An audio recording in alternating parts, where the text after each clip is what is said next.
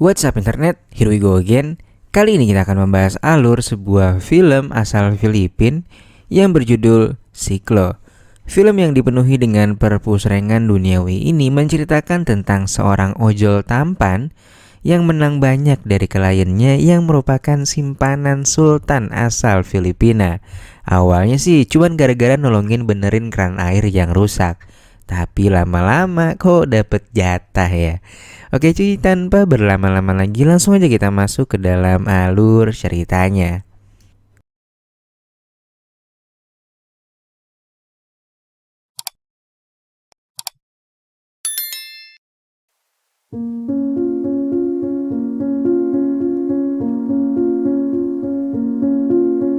Film dimulai dengan memperlihatkan seorang ojol pengantar makanan dan juga paket bernama Ringo. Sebagai layaknya kurir, ia tinggal di sebuah rumah sederhana bersama istrinya yang cantik bernama Sarah. Saat ini Sarah sedang hamil muda dan di malam itu dia pun ngidam banget buat makan asinan. Dan setelah perut terisi penuh, Ringo pun meminta sang istri untuk melaksanakan perpusrengan duniawi. Sang istri pun mengiyakannya, namun dia berpesan untuk jangan terlalu keras. Singkat cerita, keesokan harinya Ringo mendatangi sebuah kantor untuk melakukan interview sebagai kurir lagi. Dan alasan dia pindah dikarenakan perusahaan lamanya memberinya upah terlalu sedikit. Singkat cerita, Ringo pun akhirnya diterima di perusahaannya yang baru. Sebagai rasa syukurnya, Ringo pun mentraktir teman-teman seperojolannya dengan membeli makanan dari temannya yang kena tipu sama orderan fiktif. Lanjut di malam harinya saat mengantar paket, Ringo harus terkena omelan dari ajudan sang pemilik rumah karena dianggap mengganggu dan dia pun akhirnya diusir dari rumah mewah tersebut. Sementara itu, di dalam rumah yang sangat mewah itu diperlihatkan sepasang suami istri yang sedang melaksanakan perpusrengan duniawi dengan begitu syahdu. Setelah itu, sang suami yang bernama Boy turun ke bawah dengan wajah yang sangat sumringah. Dan ternyata di malam itu Boy berulang tahun dan ia mengadakan sebuah pesta di rumahnya. Ketika itu, ajudannya pun memberitahu bahwa kakeknya Boy nggak mau keluar dari kamarnya dengan alasan yang nggak jelas. Dan ternyata si kakek nggak mau turun karena dia lagi diolah sama pembantu pribadinya. Pada keesokan harinya di sebuah persimpangan, terlihat dua buah mobil menyerempet satu sama lain. Salah satu pengemudi mobil itu bernama Samara. Atas kejadian itu si bapak memarahi Samara yang menyetir sambil teleponan. Si bapak yang emosi itu lalu ingin memukul Samara. Beruntungnya Ringo datang seperti pahlawan penyelamat. Dan gak hanya itu, si Boy yang ternyata juga ada di sana segera meminta anak buahnya untuk mengurus bapak-bapak emosian itu. Dan aksi heroik Ringo tadi pun membuat Samara gak berhenti memandangi jagoan neonnya itu. Beberapa saat kemudian Boy terlihat lagi menunggu tamu penting sambil berenang cantik. Namun gak lama datang istrinya yang gemesin itu dan ngajakin Mas Boy untuk berpusreng di dalam air. Amanda yang udah gak tahan ini lantas sampai rela turun ke bawah dan memberi pemanasan pada batang karet suaminya. Namun di saat yang sama datanglah masalah, di mana tamunya si Boy itu datang dan Boy jadi gagal fokus seketika karena keenakan. Boy lalu menyuruh si tamu itu untuk menunggunya di ruang tamu, sembari berkata bahwa sebentar lagi dia akan menyusulnya. Keesokan harinya terlihat Ringo mendapatkan tugas mengantar paket ke rumah seseorang.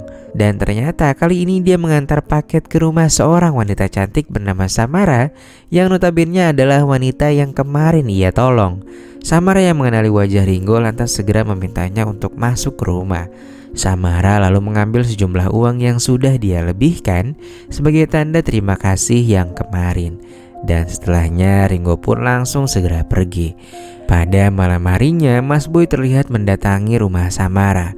Dan ternyata Samara sendiri adalah simpanan dari Mas Boy cuy. Boy datang ke sana untuk makan malam. Lalu setelah selesai ya si Mas Boy ini langsung meminta jatah darinya. Namun baru juga semenit berlalu si Boy ini udah keluar duluan. Dan si Boy beralasan kalau hari ini dia lagi kelelahan banget cuy. Di sisi lain, Ringo dan istrinya juga lagi melakukan perpusrengan duniawi. Namun di tengah-tengah keseruan itu, Ringo malah melamun memikirkan Samara karena kecantikan dan kemolekannya. Di hari selanjutnya, Boy pun kembali harus mengirim paket ke rumah Samara. Ringo pun bertanya, mengapa baju yang dikenakan Samara basah semua sampai tembus tuh pegunungan Everest milik Samara. Samara pun menjelaskan bahwa air di rumahnya sedang bocor dan dia sebenarnya lagi kesulitan. Ringo pun menawarkan diri untuk membantu Samara memperbaiki keran airnya yang rusak. Ano? Thank you. Sam na lang, wag na ma'am. Di sini Ringo yang juga ikutan basah pun dipinjamkan sebuah kaos oleh Samara. Samara yang juga ikutan basah, akhirnya dia pun mulai mentrondoli kaosnya dengan pintu yang terbuka. Dan hal itu membuat burung Ringo pun berontak dari sangkarnya.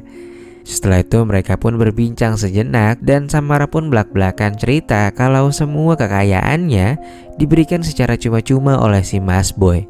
Namun sebagai gantinya Samara nggak bisa leluasa untuk pergi ke sana kemari. Dan ketika malam tiba, Ringo pun diantar keluar untuk pulang. Namun dari kejauhan ternyata ajudan pribadi Mas Boy selalu mengawasi rumah Samara. Lantas pada keesokan harinya, ajudan Mas Boy pun melaporkan kejadian semalam pada si Boy. Boy yang geram lantas segera bergegas untuk mendatangi Samara. Di sana emosi Boy pun meluap dan Samara dijadikan samsak tinju oleh si Mas Boy. Beruntungnya malam itu Ringo juga ada di sekitaran rumah Samara untuk mengantar makanan. Ringo pun mendengar dengan jelas suara Samara yang menangis. Lantas ketika Boy dan ajudannya pergi, Ringo pun memberanikan diri untuk masuk dengan memanjat pagar Samara. Saat di dalam, Ringo pun terlihat panik lalu langsung membantu Samara mengobati lukanya. Keesokan paginya, Samara pun terbangun dari tidurnya. Dia pun terkejut karena ada Ringo yang menunggunya di sana. Melihat gadis secantik Samara diperlakukan kasar, Ringo pun berniat melaporkan kasus ini kepada pihak berwajib.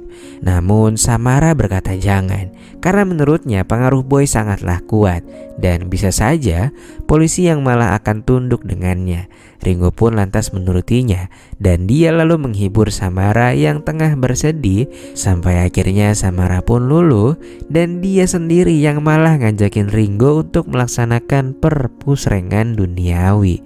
Di sisi lain terlihat Amanda yang menemui ajudan dari suaminya di tangga darurat. Pria bernama Rocky itu ternyata memiliki hubungan rahasia dengan Amanda. Mereka pun akhirnya melaksanakan perpusrengan duniawi saat itu. Namun baru juga sebentar si Rocky menerima telepon untuk segera menemui si penelpon sekarang juga. Alhasil Amanda pun kecewa dan memarahi pria bernama Rocky itu. Amanda yang lagi kentang-kentangnya lantas segera pulang dan berniat ngajakin si Mas Boy untuk berpusreng. Namun setibanya di kamar, Amanda malah dikejutkan dengan keadaan Mas Boy yang sudah jatuh tersungkur dengan seutas tali di lehernya.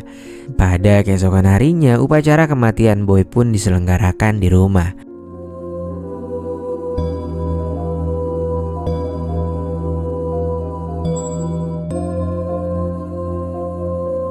Seorang penyidik berkata bahwa kematian Boy adalah murni karena gantung duduk.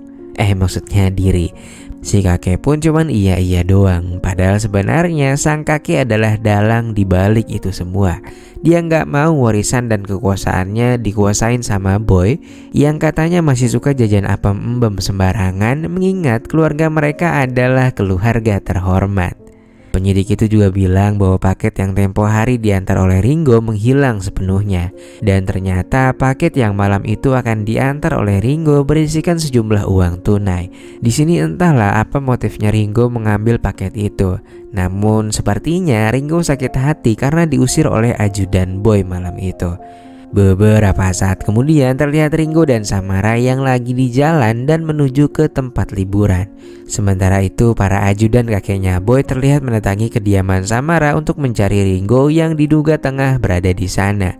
Yang mana tentunya mereka nggak menemukan Ringo karena orangnya lagi jalan-jalan kan sama Samara. Singkat cerita, setelah seharian berjalan, tibalah Ringo dan Samara di tempat tujuan. Mereka pun segera membersihkan diri di air terjun itu sekaligus kembali melaksanakan perpusrengan duniawi di alam terbuka. Setelah proses pembuahan selesai, handphone Samara berdering. Ternyata itu adalah telepon dari ayahnya Boy. Ia pun meminta kepada Samara agar Ringo menyerahkan paket berisikan uang yang sudah diambilnya. Lalu ketika Samara ingin menanyakan kepada Ringo mengenai paket itu, tiba-tiba saja Ringo datang ke arah Samara dan membuatnya pingsan. Beberapa saat kemudian Samara pun terbangun di hadapan Ringo dan ibunya Boy. Terungkaplah sebuah fakta di mana Ringo bukanlah kurir sungguhan, melainkan dia ditugaskan sebagai mata-mata sekaligus memisahkan hubungan rahasia antara Samara dan juga Boy. Pada malam harinya, Ringo dan ibunya Boy mendatangi ayahnya Boy. Ibunya Boy bilang kalau Ringo sebenarnya adalah anak dari si ayah yang didapat dari hubungan gelapnya dengan seorang wanita Kolingan 25 tahun yang lalu. Si kakek pun tentunya mengelak dan berkata bahwa itu nggak mungkin pernah terjadi. Ringo yang kupingnya makin panas dengan penolakan-penolakan dari si kakek, akhirnya dia pun mengeluarkan sebuah senjata dan menghabisi semua ajudan si kakek dan juga si Boy. Keadaan pun semakin diperparah karena si ayah tetap bersikeras nggak mau mengakui Ringo sebagai anak kandungnya. Hingga akhirnya tersisalah Ringo dan juga ibunya Boy yang masih selamat. Namun di sini entah karena alasan apa, tiba-tiba ibunya Boy menembak Ringo dan untungnya Ringo pun juga masih sempat melakukan hal yang sama. Malam itu pun menjadi sangat mencekam karena semua penghuni di rumah itu is dead di malam yang sama. Di akhir film kita pun diperlihatkan sebuah adegan flashback di mana sebelumnya Ringo meminta teman sesama ojolnya untuk menukar paket milik Boy dan diantarkan kepada istrinya yaitu Sarah sesuai dengan jadwal yang sudah ditentukan. Dan film pun selesai dengan Sarah yang kini menjadi seorang jutawan.